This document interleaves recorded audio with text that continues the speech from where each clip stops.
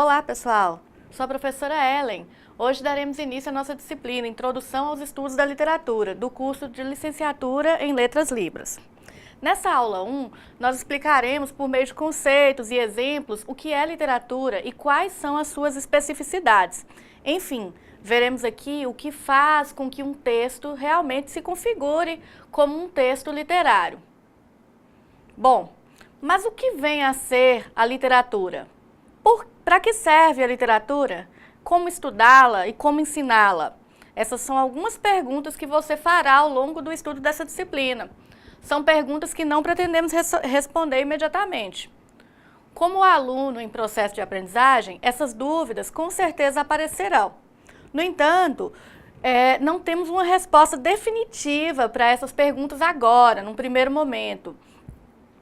Uma vez que levantaremos várias reflexões teóricas sobre a literatura até chegarmos às noções básicas para esse conceito.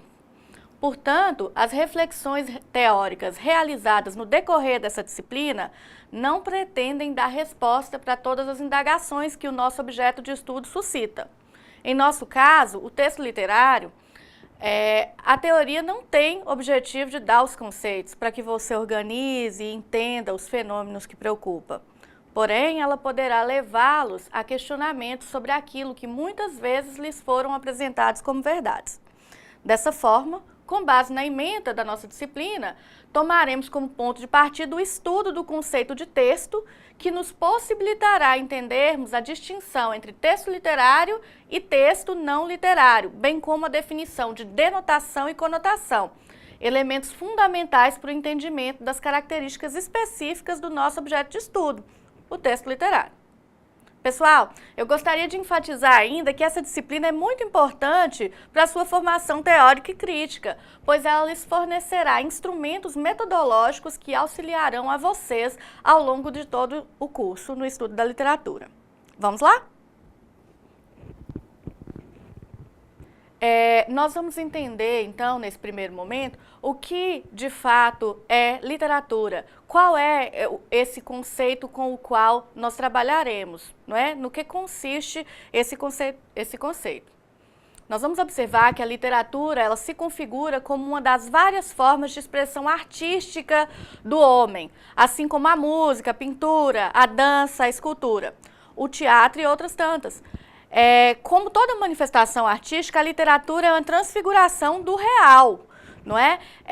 Ou seja, a realidade ela passa a ser recontada pelo artista, o autor do texto literário, com base na sua ideologia e seu conceito, no seu contexto histórico, político e social.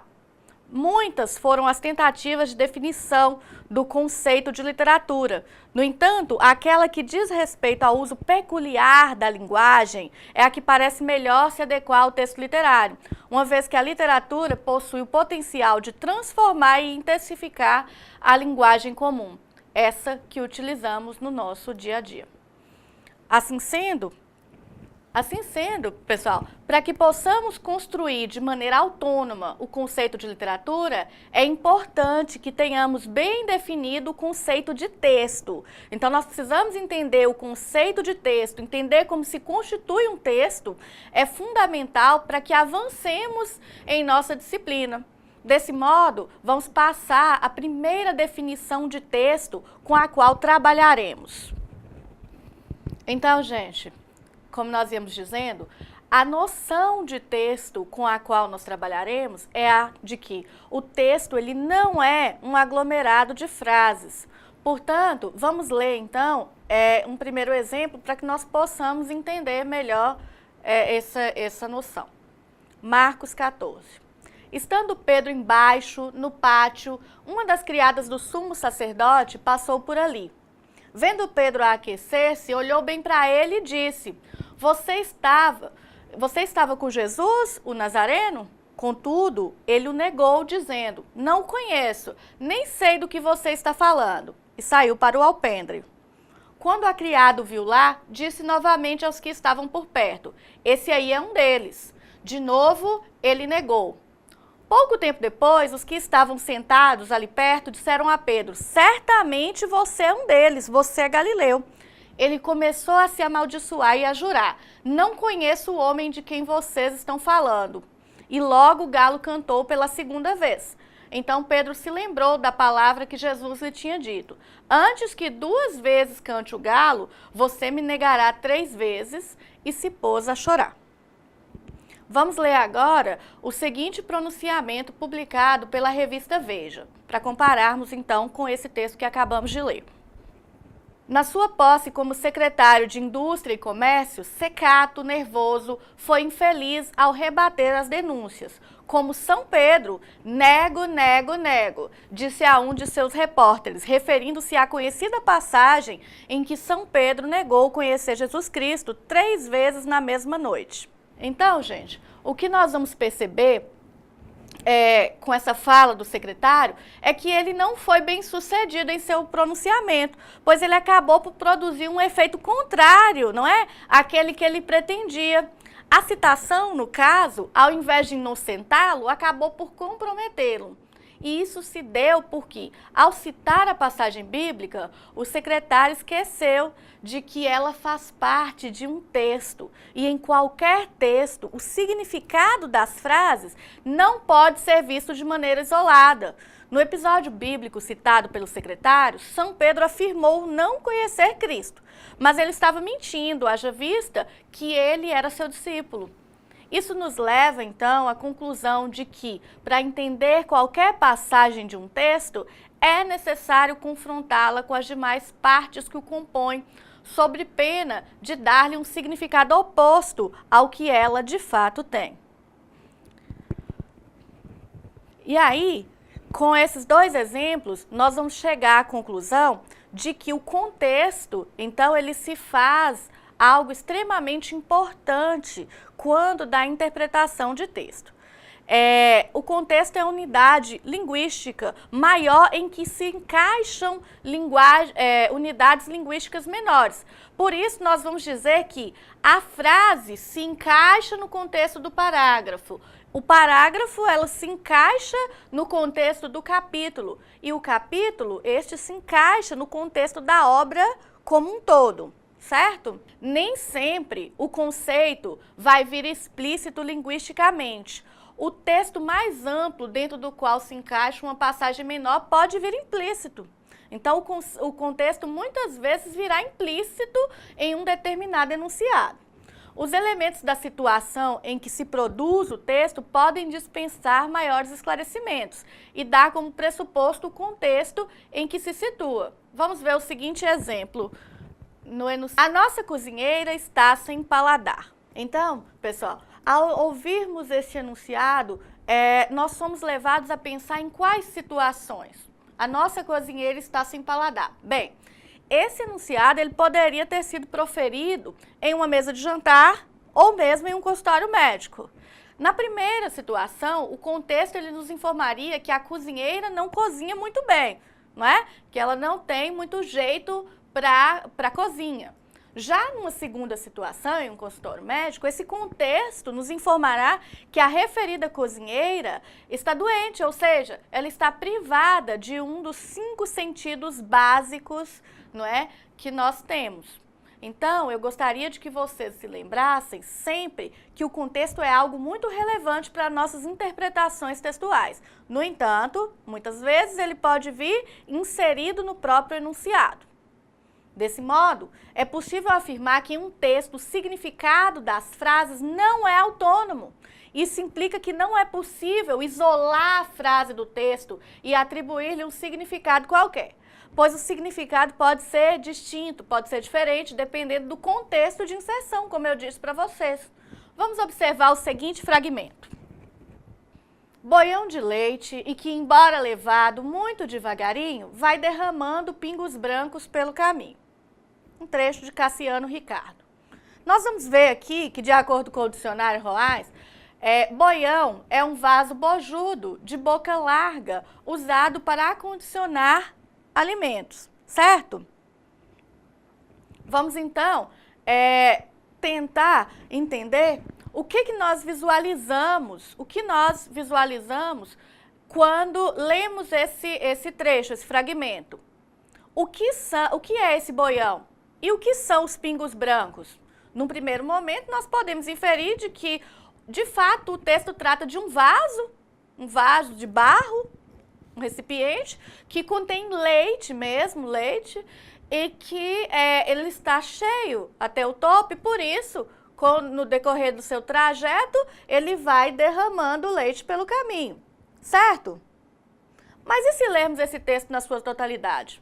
Vejamos. Lua cheia.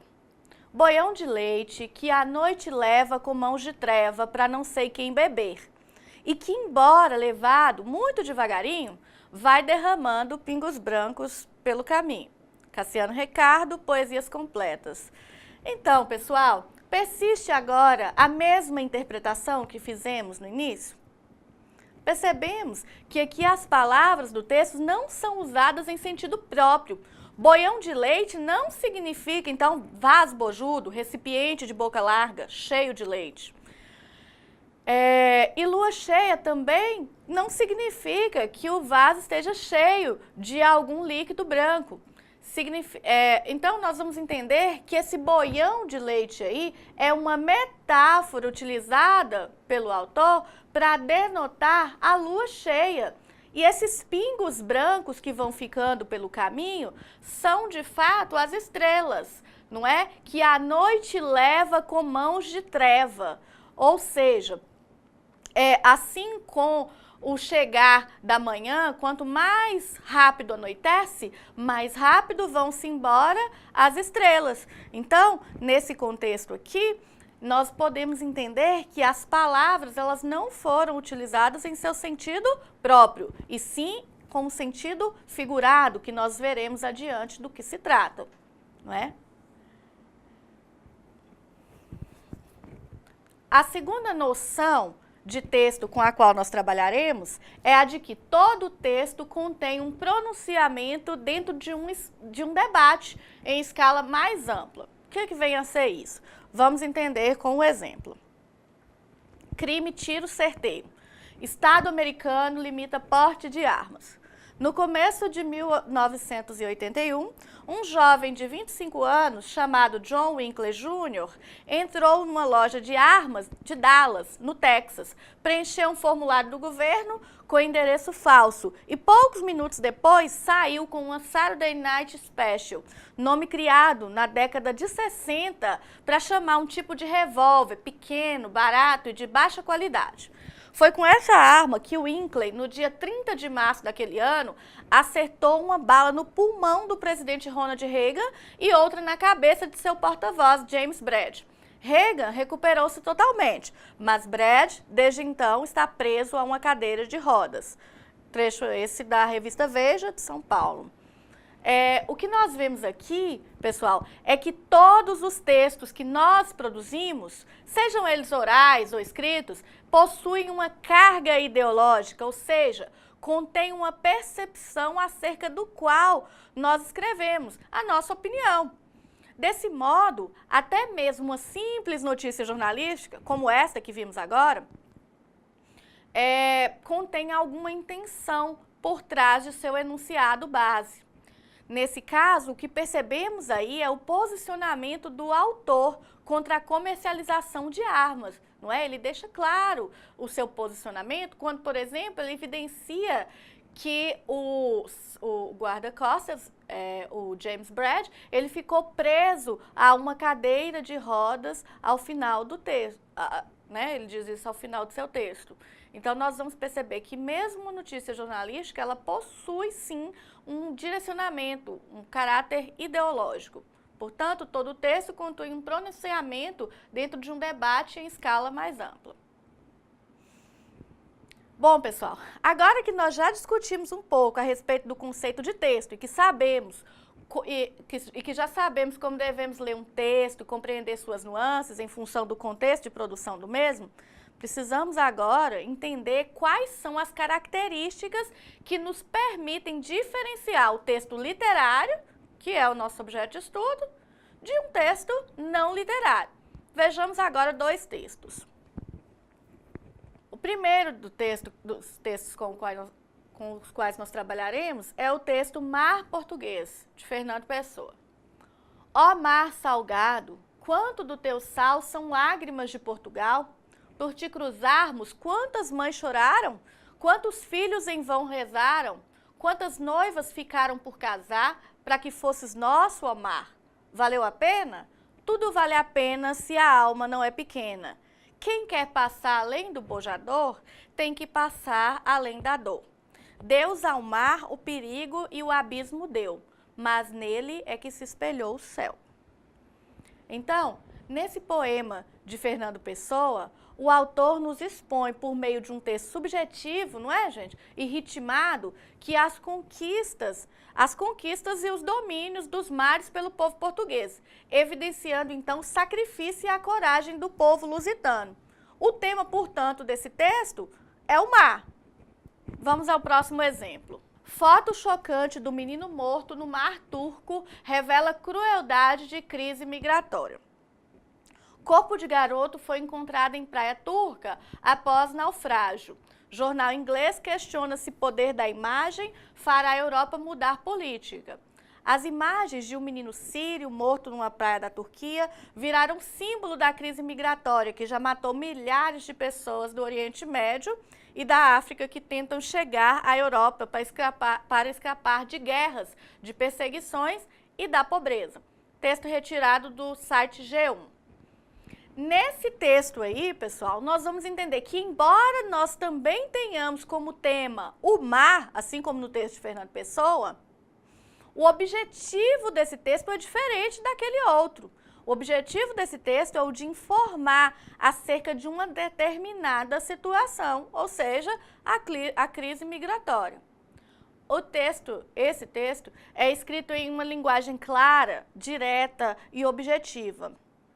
Portanto, nós vamos observar que, embora nós tenhamos aí o mesmo tema nos dois textos, um deles é literário, o primeiro, e o segundo não literário, não é? Por acaso, se nosso dia a dia, no nosso cotidiano, nós ouvirmos a seguinte frase: uma flor nasceu no chão da minha rua.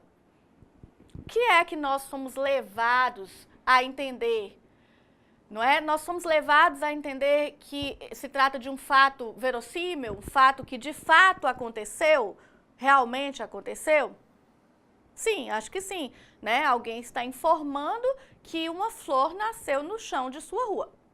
Por outro lado, se nós escutarmos essa frase no conjunto de um poema, como esse, por exemplo, uma flor nasceu na rua. Passem de longe bondes, ônibus, rios de aço do tráfego. Uma flor ainda desbotada ilude a polícia, rompe o asfalto.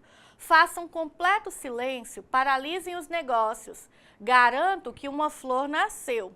Sua cor não se percebe, suas pétalas não se abrem, seu nome não está nos livros. É feia, mas é realmente uma flor. Esse é um poema de Carlos Drummond de Andrade. Então, nesse texto, o que percebemos é que estamos diante de uma utilização especial da língua, não é? Nós estamos dizendo que pelo ritmo do poema, pela disposição das palavras no papel e principalmente pelos sentidos que esse texto evoca, esse poema ele descreve não um elemento vegetal qualquer, como na frase isolada nós percebíamos, para se alcançar a condição de símbolo. Então, Carlos Drummond de Andrade dá um sentido figurado ao termo flor, que vai remeter à esperança, num contexto em que o mundo vivenciava governos totalitários, se configurando como uma projeção dos anseios e da superação dos traumas e horrores da Segunda Guerra Mundial. Portanto, nós temos aí o uso da linguagem figurada. Bom, com base, então, nos exemplos citados, pessoal, nós podemos concluir que os textos literários são aqueles que possuem uma função estética, que destinam-se ao entretenimento, à arte, à ficção. Já os textos não literários são os textos com uma função utilitária, pois servem para informar, servem para convencer e para explicar. Texto literário, então, possui uma função estética e o não literário, uma função utilitária. Bem, gente, agora eu gostaria de propor para vocês uma atividade. Gostaria que vocês fizessem aí para que nós possamos refletir acerca do conteúdo discutido na aula de hoje. Leia os textos a seguir e identifique o literário e o não literário. Justifique sua resposta por meio de argumentos que remetam à peculiaridade de cada um dos textos. Texto 1. Bandeirante cai no México e mata 20 ocupantes. 2 aviões comerciais mexicanos caíram, causando a morte de 21 pessoas, anunciaram ontem funcionários do governo do México. O acidente mais grave aconteceu com um bandeirante de fabricação brasileira. O aparelho caiu no oeste do país, matando todos os 20 ocupantes. Segundo os funcionários, o avião provavelmente se chocou com uma montanha devido ao mau tempo e explodiu. O outro acidente aconteceu no leste do país. A fuselagem do avião se rompeu quando ele tentava decolar. Um passageiro morreu. Ambos os desastres aconteceram anteontem, o que eleva para 5 o número de acidentes aéreos, causando um total de 49 mortes na última quarta-feira. O bandeirante 110 da empresa aérea estatal mexicana, Transporte Aéreo Federal TAF, decolou do aeroporto de Uruapan, 224 quilômetros a oeste da cidade do México, às 9h45. Meio-dia e 45 em Brasília, com destino a Lázaro Cárdenas, na costa do Oceano Pacífico, ambas no estado de Michoacán. O aparelho perdeu contato com a torre de controle de Uruapan às 10h30, 13h30 em Brasília. 9 horas depois, os restos do aparelho foram encontrados perto do povoado de Arteaga, 60 quilômetros ao norte de Lázaro Cárdenas. Esse foi um texto retirado da Folha de São Paulo. Bom, gente, como nós vimos nesse texto, o uso da linguagem aqui é um uso objetivo. A linguagem objetiva, ela é clara, em que o autor ele informa ao leitor sobre o acidente, especificando datas, horários, enfim, os dados que de fato comprovam o acontecimento. No segundo texto, o grande desastre aéreo de ontem. Vejo sangue no ar. Vejo o piloto que levava uma flor para a noiva, abraçado com a hélice, e o violinista em que a morte acentuou a palidez, desempenhar-se com sua cabeleira negra e seu Stradivarius.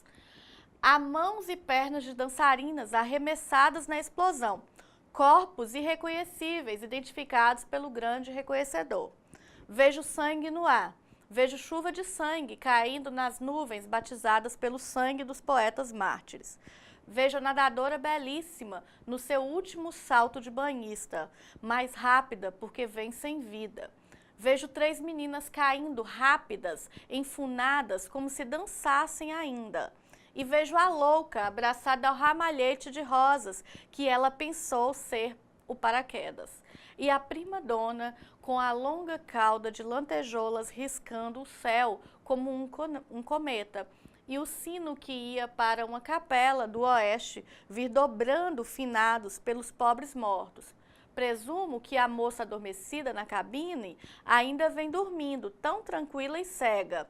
Ó amigos, o paralítico vem com extrema rapidez, vem com uma estrela cadente, vem com as pernas do vento, chove sangue sobre as nuvens de Deus.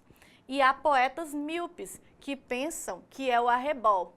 Esse é um texto de Jorge de Lima, Poesias Completas.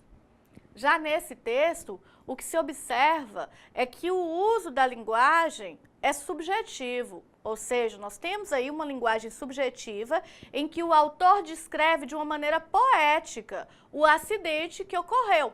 As palavras utilizadas por ele passam a ter múltiplos significados. Dessa forma, nós notamos que o primeiro texto é um texto não literário, um texto informativo.